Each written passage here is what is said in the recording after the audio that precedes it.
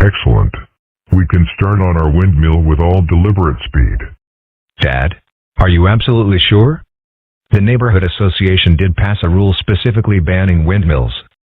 Yes, but have you read the fine print? No.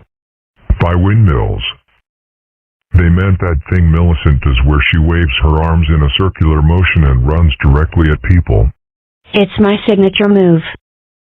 The neighborhood association still isn't going to like you building a windmill.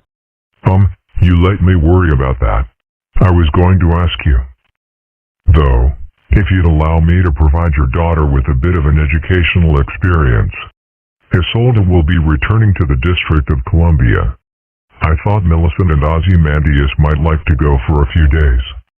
The kids will enjoy themselves, and, well, I fear Millicent would be underfoot during my windmill project. You're not afraid she'll somehow knock over the Washington Monument? I'm hoping it might land on some lobbyists. DC? Awesome. I've always wanted to visit the place.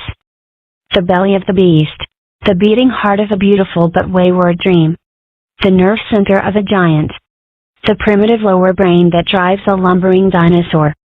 The bowels in which the waste material of legislative and ideological compromise takes shape. Got any more strained and unsettling biological metaphors?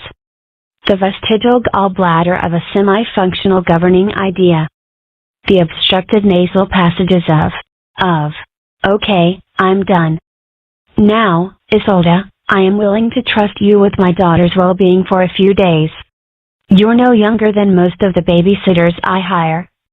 And I know you're capable of handling responsibility. Yeah. You do realize I once let her be the driver in a truck hijacking. Yeah, I have kind of a reverse psychology thing going here. And while the kids are away, I will be securing the energy independence of my little suburban nation. And I expect to have to do battle with the usual entrenched neighborhood interests. The forces with a stake in the old order. It is a sad fact of the world that merely being oneself is so often interpreted as in some way an act of hostility. Thus, the lawn flamingo and the Che Guevara t-shirt. It seemed only fair to give them a clear idea of what's to come. How do dragons typically make long trips?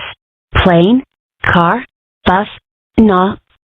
We'll just get flung to DC by a huge, wily, coyote-esque catapult. I'll be right back. When are you planning to tell her you're not serious? How sure are you that I'm not? I've been practicing strapping pillows to myself for just such an occasion. You're sure you wouldn't like to unpackage yourself for the plane trip? The disappointing absence of a catapult aside, no. It's the only way to fly. If someone kicks my seat, I won't even know. And if I kick someone else's seat, I'll be immune to retaliation. I'm invincible. Old gag. Inevitable. See? I didn't even feel it when I hit the floor. Ozymandias Justin Llewellyn? You're actually on the TSAS terrorist watch list. What? Here's your name, right here. There's a number you can call. And they'll take you off. He's on the government's radar and I'm not? I'll take care of it. Thank you, ma'am. I've got a list of my exploits right here. You probably just have a similar name to someone on the terror watch list. Probably. In fact, I think I know who our third cousin, Osbert Jehoshaphat Llewellyn. He got classified as a biological terrorist when they caught him spitting in people's food at Taco Bell. That's bioterrorism? How much experience do you have with dragon saliva? Don't ask her for a demonstration. So, you can just sail through security even if you're on the watch list? Sir, if you'll just come with us for a moment. Well, measures like the list are mostly to reassure people. They make it look like the government's on top of things. So, the security folks single out a few people and search them extra thoroughly. How extra? The good news is, I'm cleared for takeoff now.